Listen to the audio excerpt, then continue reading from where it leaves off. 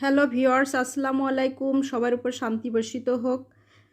দেখতেই পাচ্ছেন বন্ধুরা, আমি আজ বাজারে গেছিলাম। বাজার থেকে কিছু গরমের সবজি কিনে নিয়ে এসেছি, যেগুলোতে পেট ঠান্ডা থাকবে এবং শরীর ভালো থাকবে।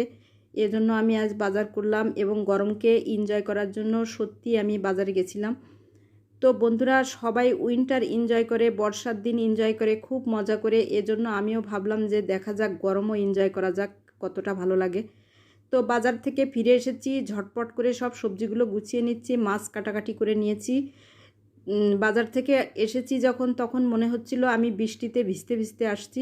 আসলে এত ঘাম, আমি পুরা ভিজে গেছি। আসলে গরমের বর্ণনা কি দিব, অসহ্য যন্ত্রণাকর একটা গরম, তবুও ভালো লাগছে। যাই হোক, সবই আল্লাহর দেয়া ঋতু, এখন তো মানতেই হবে।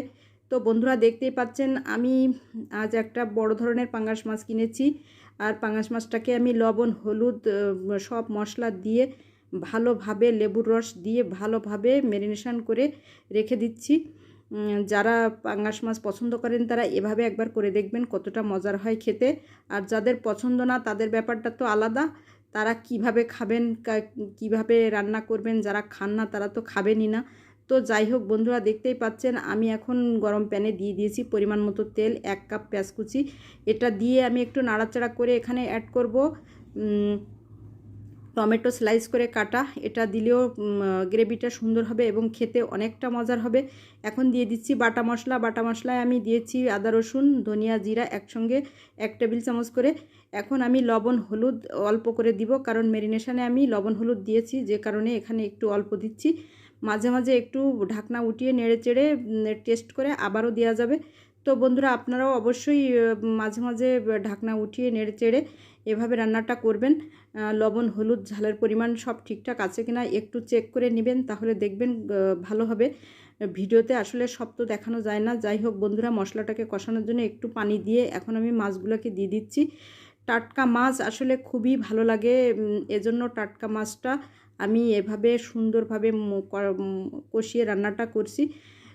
তো বন্ধুরা, আপনারা চাইলে ভেজেও নিতে পারেন, তবে আমার কাছে টাটকা মাছ, লাফানো মাছ যদি একটু সুন্দরভাবে মশলার সাথে কষিয়ে ভালোভাবে রান্নাটা করা যায়, তাহলে খেতে হয় দুর্দান্ত। যাই হোক বন্ধুরা, দেখতেই পাচ্ছেন মাছ এবং মশলা সুন্দরভাবে মিশে গেছে, দারুণ একটা কম্বিনেশন, ভালোই লাগছে দেখতে। আপনারাও আশা করি এভাবে করবেন। তো বন্ধুরা, আমার আজকের ভিডিও যদি ভালো লেগে থাকে অবশ্যই আমাকে একটু উৎসাহিত করবেন, তাহলে মজার মজার রান্না আপনাদের উপহার দিতে পারবো। তো বন্ধুরা, দেখতেই পাচ্ছেন মাছটা আমার সুন্দরভাবে কষানো হয়ে গেছে। এখন আমি এখানে অ্যাড করব অল্প একটু পানি। পানিটা দিয়ে আমি ভালোভাবে নেড়ে চেড়ে আবার ঢাকনা দিয়ে দিব। তো বন্ধুরা, আপনারাও এভাবে করে দেখবেন। আসলে পাঙ্গাস মাছ চর্বিযুক্ত মাছ, এটা খেতে ভালো লাগে।